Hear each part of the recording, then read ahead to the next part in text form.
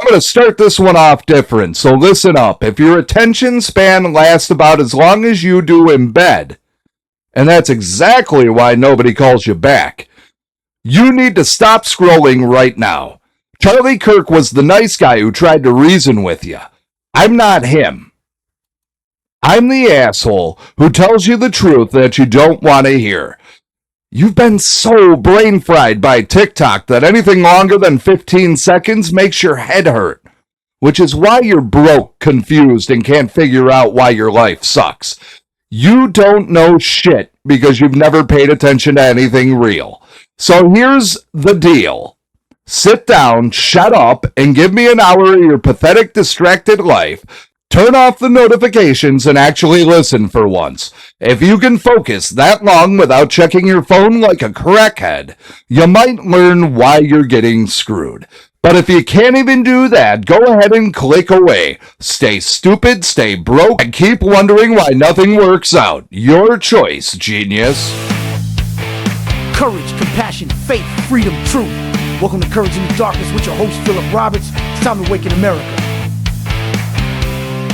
I need to tell you a story about betrayal, about a union that's supposed to protect workers but instead colludes with management to screw them over, about promises that were lies from the beginning, about how I broke my neck working for General Motors and the union didn't do a damn thing to fight for my job, about how thousands of workers in Spring Hill, Tennessee are being systematically destroyed by the very organization that takes their dues and claims to represent them. This one's personal. This isn't abstract political theory or distant policy analysis.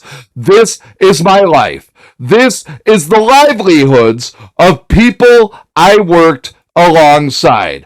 And it's a microcosm of everything wrong with modern unions that have been corrupted from organizations that actually fought for the workers into bureaucracies that serve management and their own leadership at the workers' expense.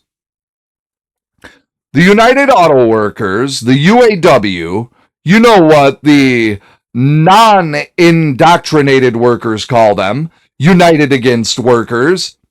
And after you hear what they've done to Spring Hill, you'll understand why. I transferred from General Motors up in Rochester, New York to Spring Hill, Tennessee in 2022. I was told we were losing work in Rochester. I was on the chopping block. Spring Hill was supposed to be the future. 5 vehicles by the end of 2024, job security, a fresh start in a cheaper state. Every single part of that was a lie. Tennessee wasn't cheaper. That was a lie. 5 vehicles by 2024. That was a lie. Job security, the biggest lie of all. Because after I broke my neck working for GM, after I gave my body to that company, they terminated me.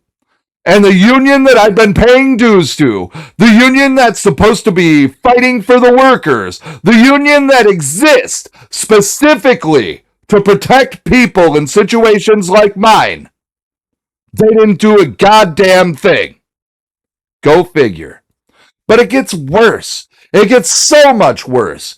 Because what they're doing to the workers at Spring Hill, what they're doing to the people hired after 2023, what they've orchestrated with this layoff scheme, it's criminal.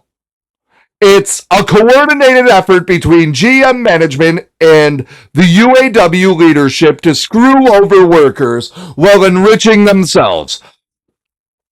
And I'm going to expose every bit of it this week. This episode is about the Spring Hill plant, about the vehicle shuffle that destroyed job security, about the fake strike that was theater to make Shawn Fain look good while he embezzles union dues, about the EV scam that the Democrats are pushing to control your movement, about the layoff scheme designed to deny benefits to workers who need them most. This is about corruption. This is about betrayal.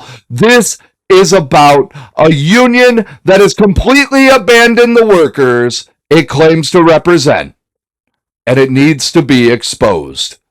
Let me start with how I ended up in Spring Hill and the lies that got me there. I was working at the GM plant in Rochester, New York. It's a smaller operation, and in 2022, we were hearing rumors that we were losing work. I mean, we were hearing them before, but, it really started hitting around then. The plant was vulnerable. That's a good way to put it. I had decent seniority, but not enough to feel completely safe if they started cutting jobs. And then I heard about Spring Hill, that they were hiring. They wanted transfers. They had 3 vehicles in production. They had the GMC Acadia, the Cadillac XT5, and the Cadillac XT6. And the kicker, they were supposed to be getting 5 vehicles total by the end of 2024. 5 vehicles means stability. It means work. It means you're not constantly worried about layoffs because your plant has diversified production. If one vehicle has a slow sales period, you've got 4 other vehicles to keep people working. So I made the decision. I transferred. I mean, that wasn't the only part of why I made the decision, but it was most of it. I packed up my life, I left New York, and I moved to Tennessee. I was told that Tennessee was cheaper, lower cost of living, better place to raise a family. The whole sales pitch. That was lie number 1. Tennessee was not and is not cheaper than New York if you're actually comparing apples to apples. Housing? Oh man, housing might be somewhat less expensive if you're talking about New York City, but if you're anywhere else in New York, housing is way cheaper in New York than it is in Tennessee. And everything else, my goodness. The taxes that you save by no state sales tax coming out of your check are getting eat up by all of the other costs. The quality of life issues, the infrastructure problems. It's not the massive savings that they sell you on. But I was there. I was committed. And I was working. The plant had 3 vehicles. Production was steady. And they started the Cadillac Lyriq. It's an electric vehicle. They've got commercials out now. You've probably seen it. This was supposed to be the beginning of expansion. The first of the new vehicles that would get us to that promised 5 vehicle plant. I'm working, I'm doing my job. Well, maybe not. I like to walk around and talk to people.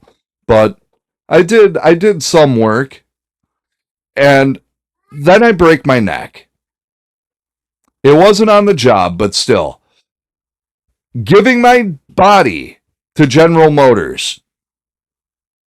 An injury that's gonna affect me for the rest of my life. And what does General Motors do? They terminate me. And what does the UAW do? The union that I've been paying dues to, the organization that exists specifically to protect workers from exactly this kind of situation? Nothing. Absolutely nothing. They didn't fight for my job. They didn't file any grievances. They didn't go to bat for a worker that's been there, that showed up, that General Motors Medical put me out as a liability. Not my doctors. They didn't fight for it.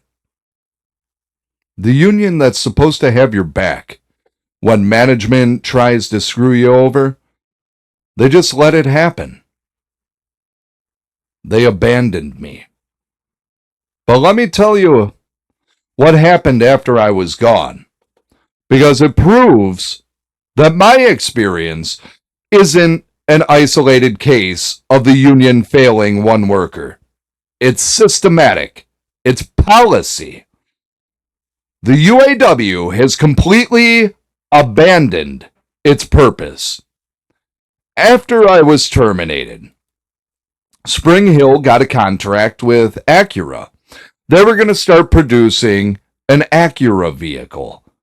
This was presented as good news. More work, more vehicles, moving toward that 5-vehicle promise. Except, there's a massive problem with this that anyone who understands the auto industry should have recognized immediately. Acura doesn't belong in an American plant. Acura is Honda's luxury brand. It's Japanese. And, well, there are Honda plants in America producing Honda vehicles. Putting Acura production in a GM plant doesn't make sense from a quality, parts sourcing, or long-term stability perspective. The UAW knows this. The old-timers who built the union, who fought actual battles for workers, they would have said no. They would have pushed back. They would have demanded work that made sense for long-term plant stability. But the modern UAW, they don't say no to management, ever. They're weak. They're complicit. They're so busy trying to maintain their relationship with corporate that they've forgotten they're supposed to represent the workers. This is the weakest iteration of the UAW probably since all the old-timers retired in the late 90s and early 2000s. The people who actually believed in unions, who actually fought for workers, who understood that sometimes you have to stand up to management even when it's uncomfortable. They're gone. What's left is a bureaucracy or a bureaucratic shell that collects dues and rubber stamps whatever management wants. So they took the Acura contract. And then they announced another electric vehicle, the Cadillac Vistic. It's the same thing as the Lyriq. It's just a little bigger. Things were looking good on paper. Multiple vehicles, electric vehicle production. The future of the plant seems secure. I've got a lot of friends that still work there. My wife is still working there. We're depending on this job. The podcast is growing, but we're not at the point where it's replacing her income yet, so we're watching this closely, hoping that the plant stays stable. And then everything started falling apart. After the strike, and I'll get to why I'm putting that in quotes in a minute, the UAW announced that the Acadia was being transferred back to Wentzville. Just like that, one of the 3 original vehicles that was down here when I came down here is gone. Then they lost the Acura contract. The vehicle that didn't make sense to begin with. That the UAW should have never accepted. Gone. And then General Motors decides that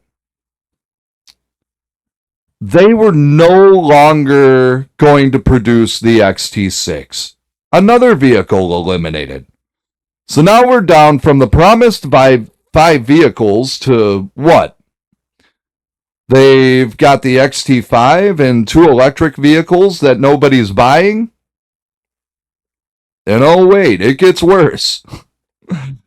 People finally woke up to the EV propaganda. They realized that you can't take long trips in an electric vehicle. They realized the charging infrastructure doesn't exist. They realized that EVs are part of a larger agenda to control movement and keep people trapped in limited areas. The government, and by government, I mean Democrats specifically, as usual, they're pushing EVs because, or not because they're better or because they save the environment. They're pushing them because limited range means limited freedom.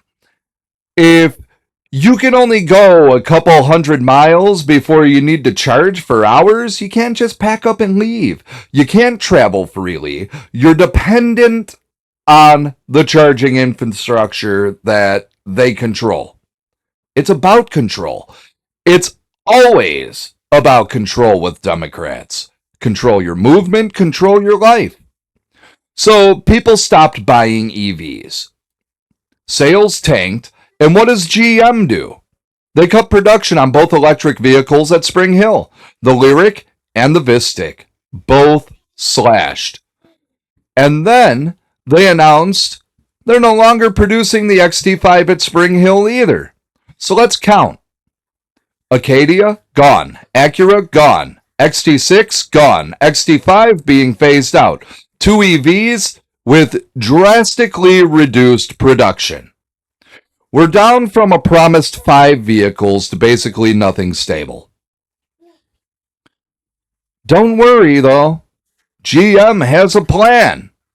They're going to start production of the Chevy Blazer, the gas-powered model. Not the EV Blazer, that's still being made in Mexico. Just the gas Blazer. And when does this production start?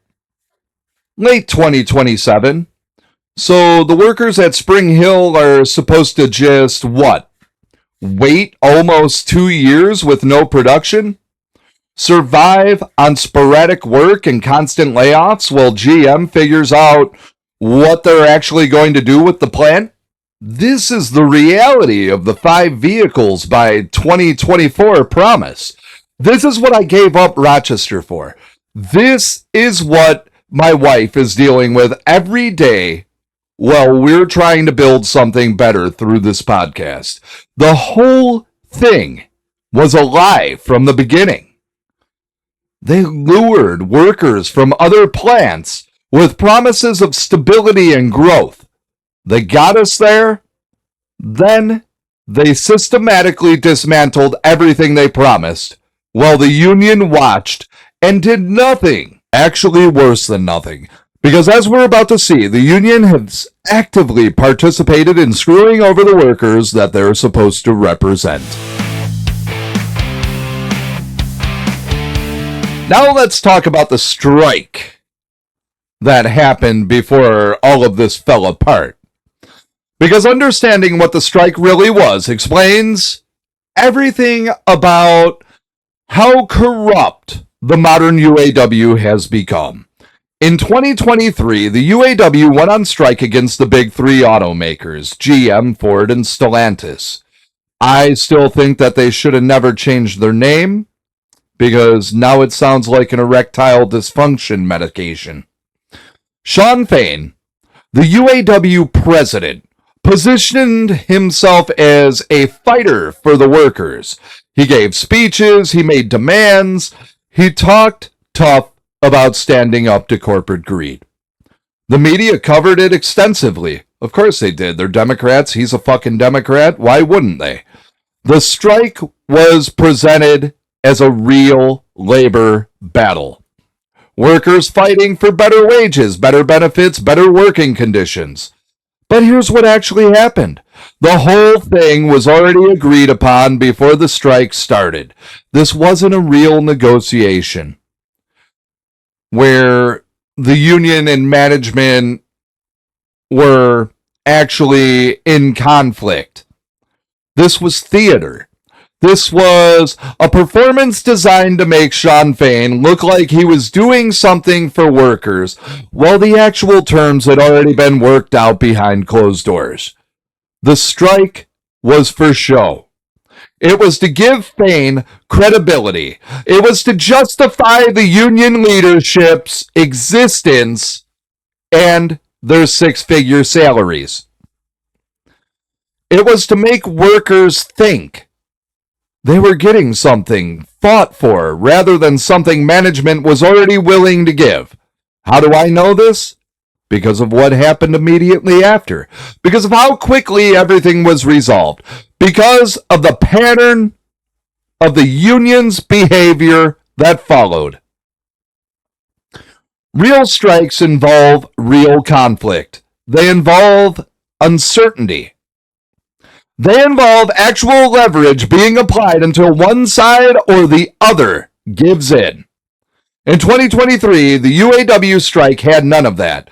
It was kabuki theater, performed for the membership, while Fain and management coordinated the script. And what was Fain really doing while performing this strike theater? Embezzling union dues. This isn't speculation. Shawn Fain is under federal investigation for corruption. The UAW has a long history of leadership corruption. Multiple presidents and vice presidents have gone to federal prison for embezzlement and taking payoffs from management. Fain is continuing that tradition. He's taking money that the workers pay in union dues, money that's supposed to go toward fighting for better contracts, better working conditions, protecting jobs, and he's using it for his personal enrichment. The strike wasn't about workers. It was about making Fain look good so he could continue his grift. It was about providing cover for deals that had already been made. It was about maintaining the illusion that the UAW leadership actually fights for the membership. And it worked. Workers at Spring Hill and other plants thought they'd actually won something. They thought that the strike had gotten their gains. They didn't realize they'd been played. Meanwhile, behind the scenes, GM and the UAW were already planning what would happen to Spring Hill.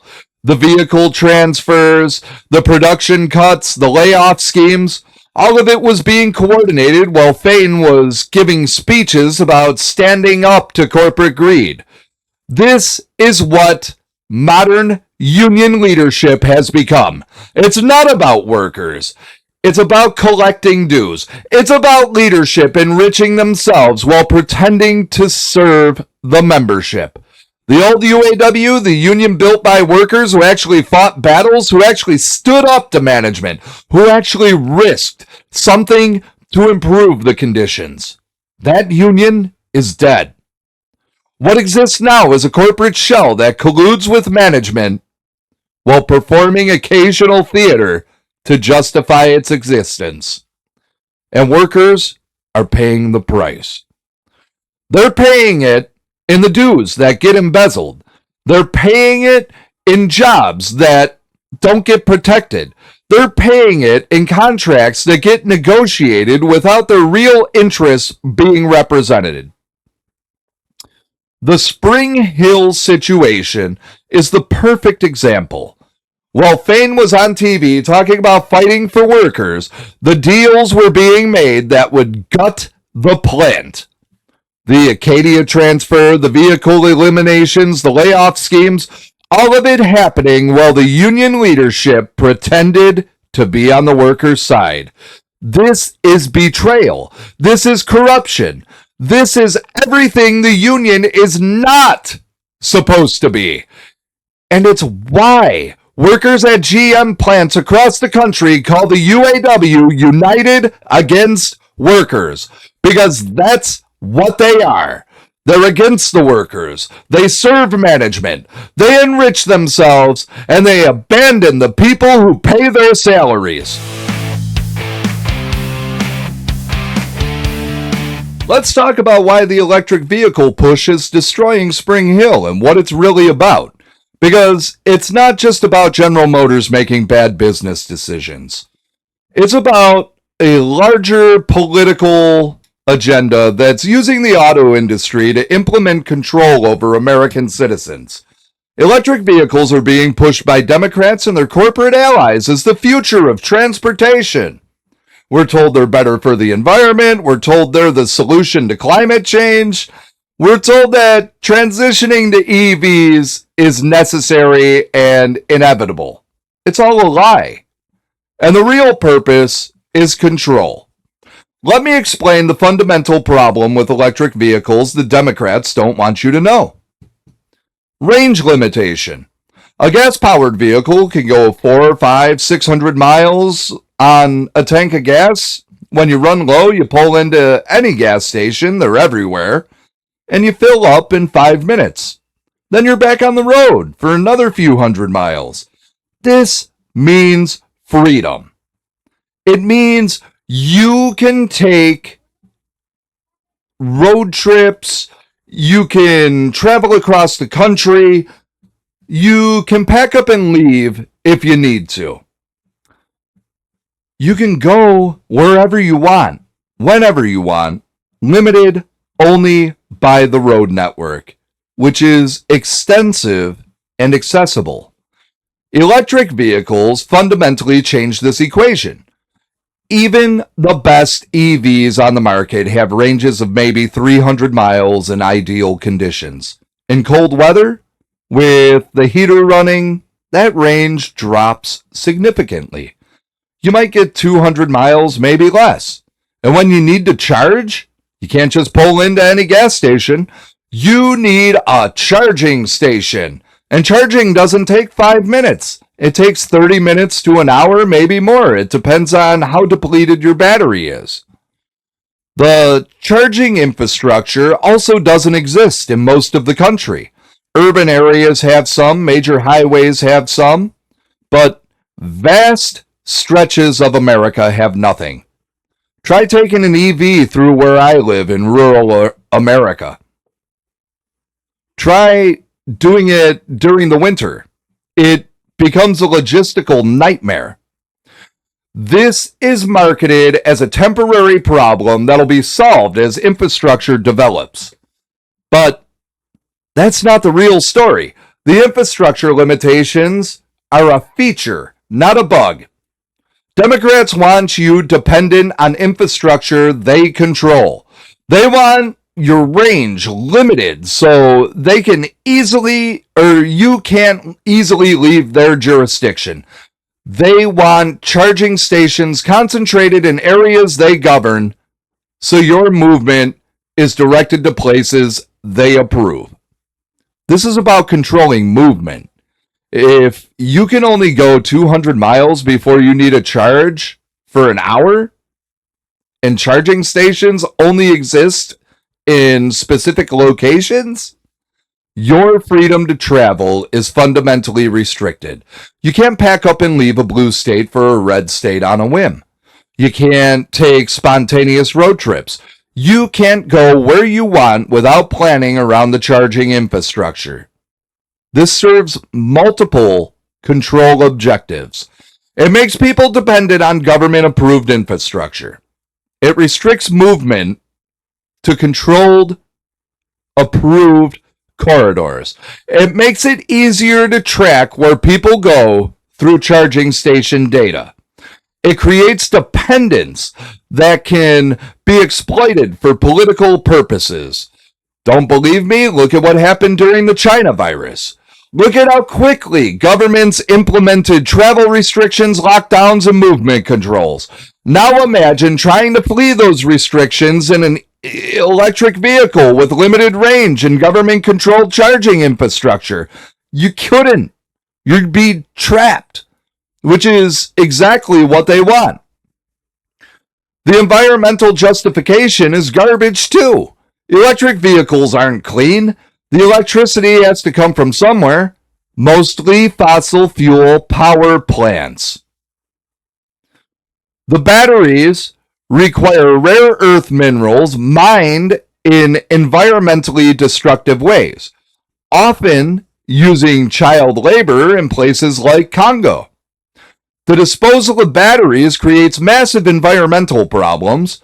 The life cycle environmental impact of an EV is arguably worse than a gas vehicle when you account for manufacturing, power generation, and disposal. But the Democrats don't want to talk about that because it's not about the environment, it's about control. Now let's connect this back to Spring Hill. I got a little off topic. GM is transitioning away from gas vehicles toward EVs. Not because consumers want them. Sales prove that they don't. Not because they're better, because they're not. But because government mandates and incentives are pushing the industry in that direction. Democrats have implemented regulations that require automakers to produce increasing percentages of electric vehicles. They've created subsidies for EV purchases. They threatened to ban gas vehicle sales in states like California. GM is responding to the political pressures by shifting production toward EVs, which means plants like Spring Hill that were tooled for traditional vehicles are being retooled for EVs that nobody wants to buy. The Lyric and the Vistic were supposed to be the future of Spring Hill, but people aren't buying them. Because when you actually need a vehicle that works for real life, road trips, family travel, work that requires range, electric doesn't cut it. So now Spring Hill is stuck producing vehicles with limited demand, while the gas vehicles that actually sell are being phased out or transferred to other plants, or even out of the country. This is a direct result of Democrat EV mandates, destroying real manufacturing jobs in favor of a product that doesn't meet consumer needs and serves a political control agenda. The workers at Spring Hill are paying the price. Their jobs are being eliminated because GM is being forced to produce vehicles people don't want. The plant is being gutted while the union that's supposed to fight for them does nothing. And when the Chevy Blazer production finally starts in 2027, the gas-powered model that people actually want, it'll be too late for the workers who've already lost their jobs. Too late for the families who couldn't survive the 2 years of sporadic layoffs. Too late for the people who trusted the system to protect them. This is what happens when political agendas override market reality. When government mandates force production of products that don't work. When Democrats prioritize control over freedom and push policies that destroy working class jobs in service of their environmental and social control objectives. The EV scam is real. The control agenda is real. And Spring Hill workers are suffering because of it, while the UAW leadership collects their checks and does absolutely nothing to fight back against the policies destroying their members' livelihoods. So now we're finally at the part that I actually wanted to talk about.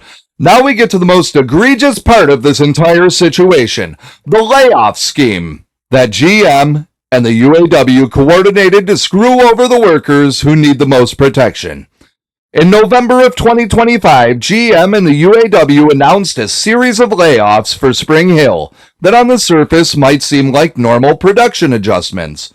But when you look at how they're being implemented and who they're targeting, it becomes clear this is a deliberate scheme to deny benefits to workers while enriching the company and protecting the union's financial position. Here's what they announced. The entire plant would be laid off for the end of November and all of December 2025. Then they'd bring back first shift in January of 2026. Then second shift in February, first shift again in March through April 10th. Then another layoff for everyone until May 12th.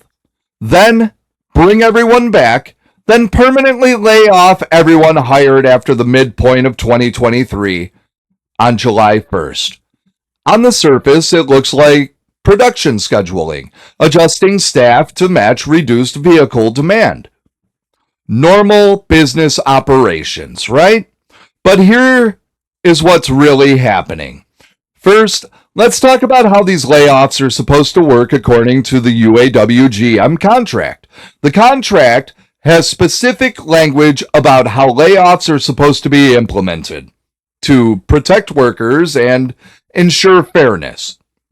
When there's a layoff, the company is supposed to ask for volunteers first among the seniority employees. Workers with high seniority who want to take the layoff can volunteer. They get put on unemployment and they receive supplemental pay, subpay, from the union to make up part of the difference between the regular wage and unemployment benefits. This system serves multiple purposes. It lets senior workers who might want time off take it while getting paid. It keeps less senior workers working who need the income and can't afford a layoff. And it distributes the burden fairly according to seniority. That's what the contract says. That's what's supposed to happen. But that's not what GM and the UAW did. Instead, they just forced random people to work the whole time while everyone else was laid off. They completely ignored the contractual language about seniority and volunteers. Senior employees who volunteered to take the layoff, who were willing to go on unemployment and subpay, which would have saved the union money since unemployment would cover part of it, were forced to work all 3.5 months. Meanwhile, junior employees who wanted to work, who needed the income, who couldn't afford the layoff, they were laid off against their will. This is a direct violation of the contract. The UAW should have filed immediate grievances. They should have fought to enforce the contractual language that exists specifically to protect workers in this situation. What did they do? Nothing. They let it happen. They participated in it. They abandoned their responsibility to enforce the contract they negotiated. Now let's talk about why this matters and who's really hurting. The workers hired after mid-2023, the ones that are facing the permanent layoff in July of 2026. These are the real targets of this scheme. By July, when they're permanently laid off, they'll have exhausted all of their unemployment benefits. Unemployment doesn't last forever. You get limited number of weeks depending on your state. With these repeated layoffs stretching from November through July, they'll burn through all of their available unemployment by the time they go back to work. So when the permanent layoffs hit in July, they won't have unemployment to fall back on. They'll have nothing. But it gets worse than that, because these workers also don't have enough seniority to qualify for subpay from the UAW. Subpay, the supplemental unemployment benefits that the union provides, requires a certain amount of seniority. Workers hired after mid-2023 don't have that seniority yet. So not only will they not have unemployment in July, they also won't have subpay from the union. Let me make this crystal clear for the stupid fucks in the back. GM and the UAW have structured these layoffs specifically to deny benefits to workers who most need them. By the time these workers are permanently laid off, They will have no unemployment benefits, no sub pay, no income, and no job. They'll also lose their health insurance, their union representation, everything. And they won't be eligible to transfer to other plants because they don't have enough seniority for transfer rights under the contract. This is deliberate. This is by design. GM wants to shed these workers without having to pay them severance packages or deal with the legal complications of mass permanent layoffs.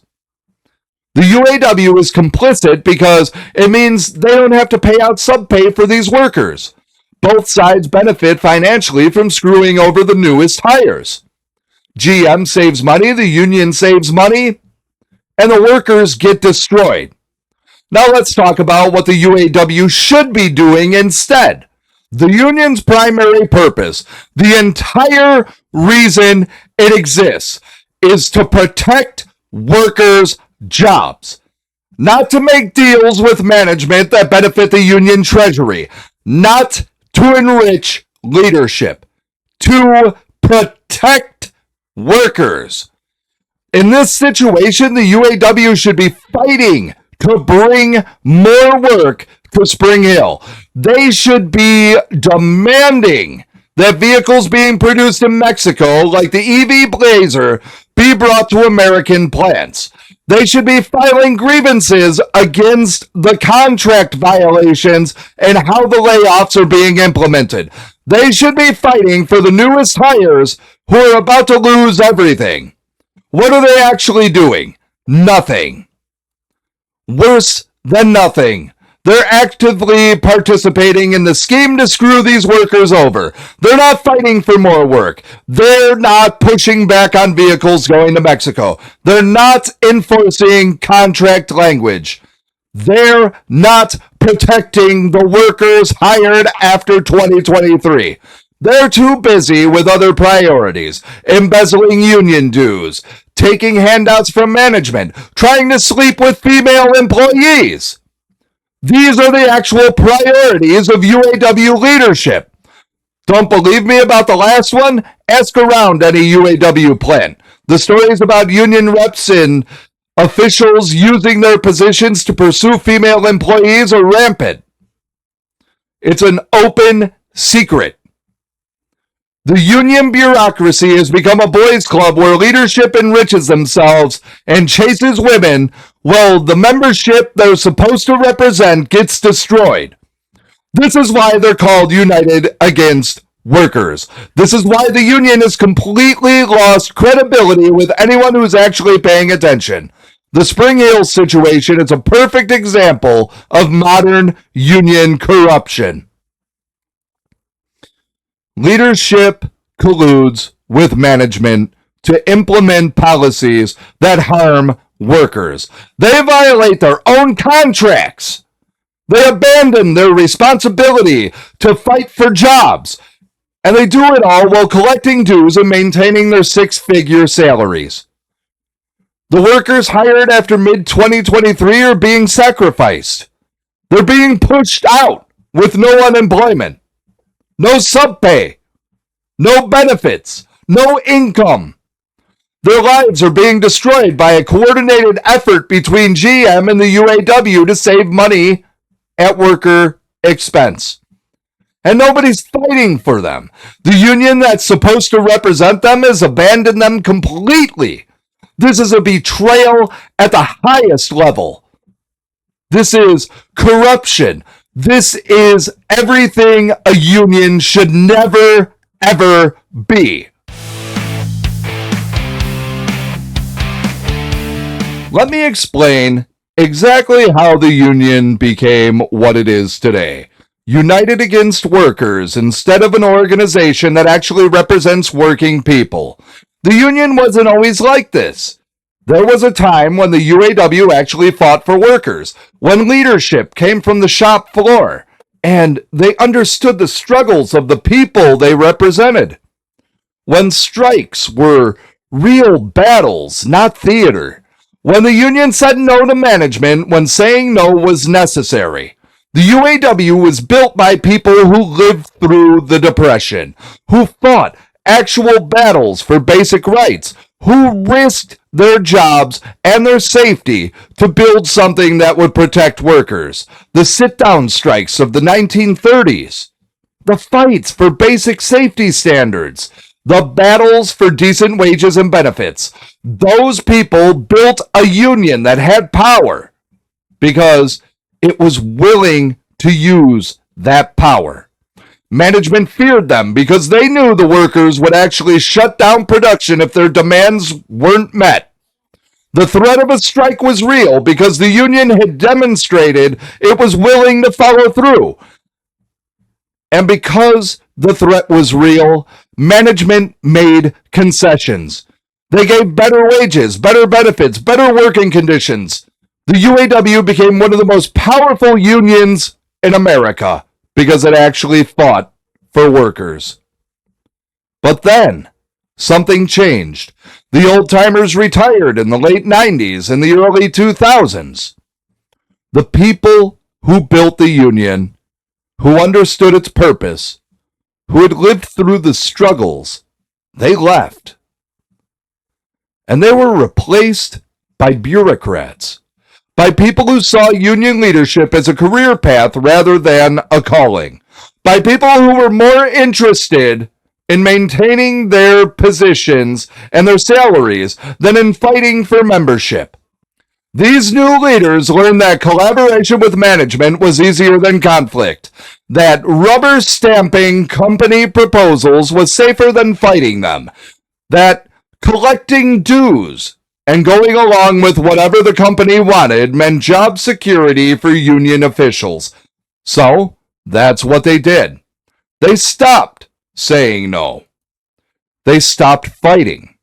They started viewing their role as managing the relationship between workers and management rather than advocating exclusively for workers. This is how you get a union that doesn't fight when workers are terminated after breaking their necks. This is how you get a union that accepts Acura production in a General Motors plant, even though it makes no sense. This is how you get a union that allows contract violations without filing grievances. The leadership doesn't see itself as representing workers against management anymore. They see themselves as mediators, as partners with the company, as people whose job it is to make the system run smoothly rather than to challenge it. And once you adopt that mindset, worker protection becomes secondary. What matters is maintaining the relationship with management, not rocking the boat, not causing problems that might jeopardize your position as a union official. This is also how corruption becomes rampant. When union leadership sees themselves as part of the management structure rather than as representatives of workers, they start accepting the same kinds of perks and incentives that management gets. Payoffs from the company to look the other way on contract violations, promises of cushy positions if they cooperate. Money taken from union treasuries that's supposed to be used for worker representation. Multiple UAW presidents and vice presidents have gone to federal prison for embezzlement and taking bribes from management. This is an ancient history. This is the modern UAW. The corruption is systematic and ongoing. Shawn Fain is under investigation right now. The pattern continues because the culture of the union has changed from worker advocacy to self-enrichment. And what do workers get for their dues? Nothing. Actually, worse than nothing. They get betrayed.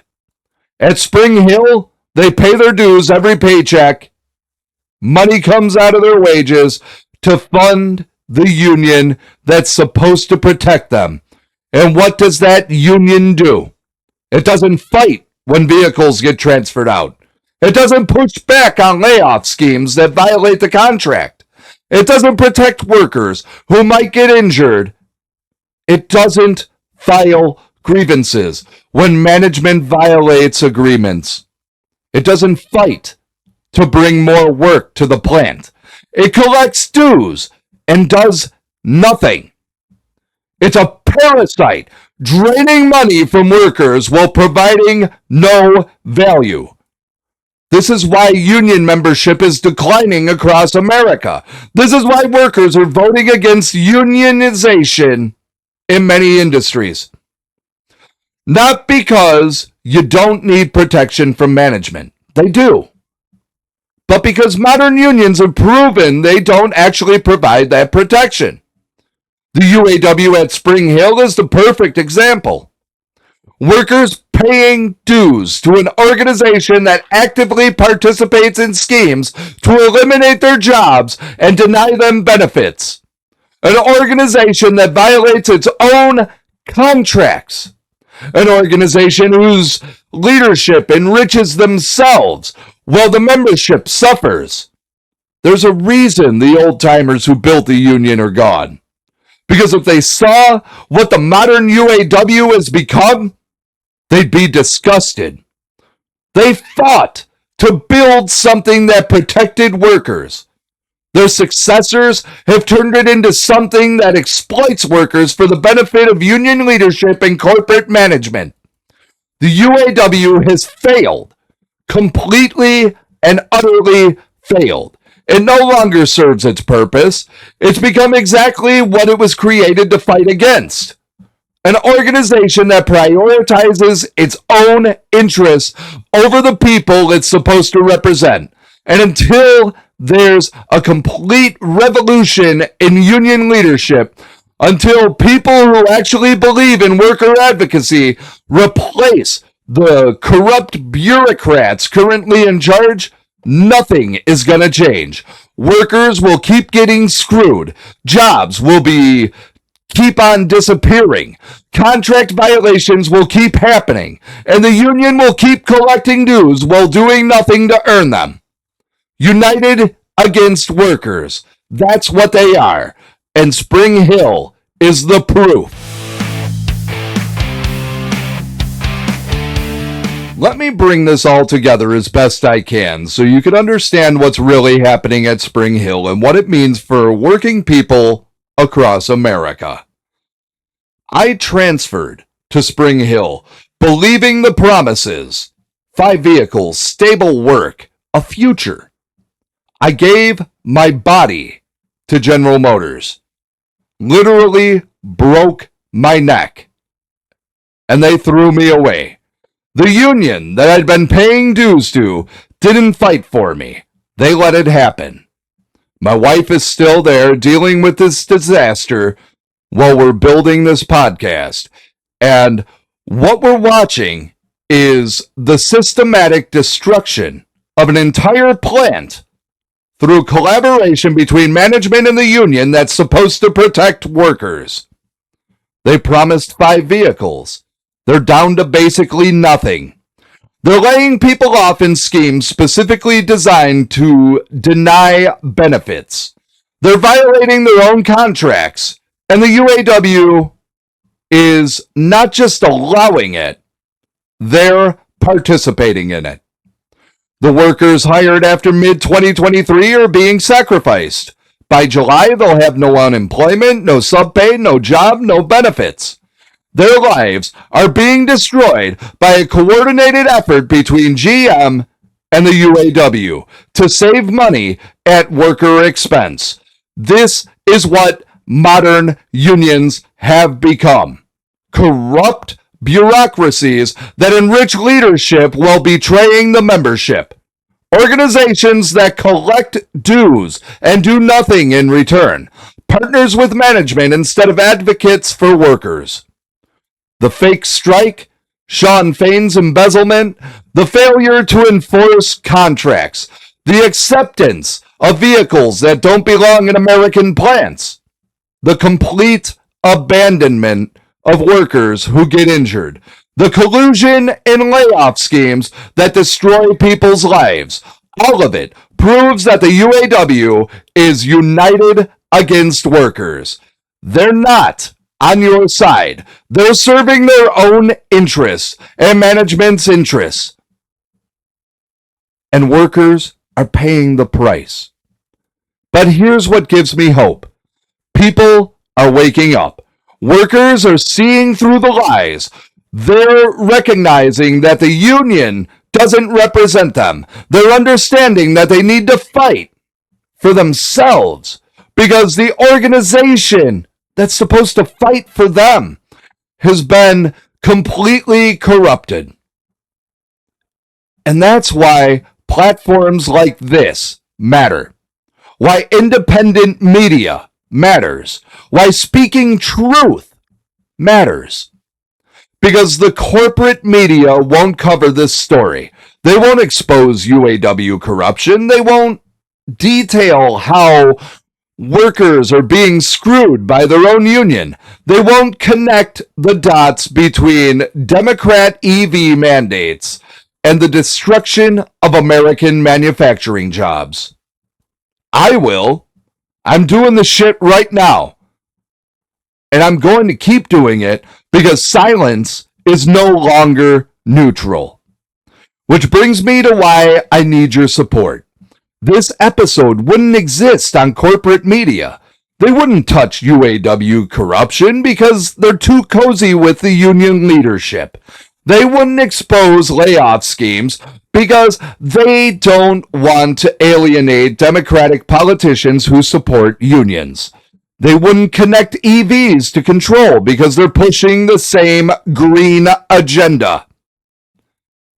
But I can tell these stories because I am independent. I don't answer to corporate sponsors. I don't answer to union bosses. I do not answer to political parties. I answer to the truth. And I need your support to keep doing it. Visit TITDUSA.com and check out our Stand Against the Silence campaign. Silence is no longer neutral. In a culture where the truth is filtered, softened, or buried entirely, silence becomes cooperation. Stories go untold because they don't fit the approved narrative. Workers get screwed over by their own unions. That doesn't get covered because it complicates the pro-union narrative that Democrats push. But I am telling it. I'm exposing it. I'm shining light where it's been intentionally withheld. The Truth in the Darkness Network exists to refuse that silence. This platform was built to confront deception with clarity, to ground truth in faith, and to speak plainly when others won't. Every show, every article, every resource is created independently without corporate sponsors, political handlers, or institutional pressure dictating what can and cannot be said. That independence is my strength. It's also what makes your support essential. Donating to Stand Against the Silence isn't about funding a brand. It's about sustaining a mission. It keeps stories like Spring Hill alive. It protects honest commentary about union corruption. It allows us to expose the schemes that destroy workers' lives without worrying about which powerful interests we're offending. Your support says truth still matters.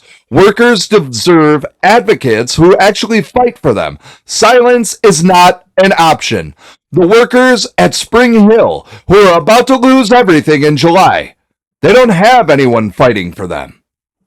The union that's supposed to represent them has abandoned them. Management is destroying their jobs. The media isn't covering it. I am. And I need your support to continue. Visit TITDUSA.com and contribute whatever you can. $5, $1, I don't care. Whatever you're able to give. It makes a difference because it allows me to keep telling the stories that nobody else will.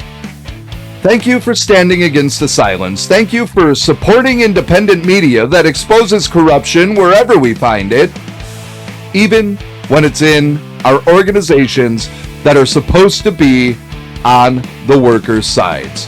The UAW has failed. GM has betrayed their workers. The government has pushed policies that destroy American manufacturing, and the media has refused to cover any of it honestly. But I'm here. I'm telling the truth. And with your support, I'm going to keep exposing the corruption, the lies, and the schemes that destroy working people's lives. Stand with us, support the mission, refuse the silence, and I'll see you next time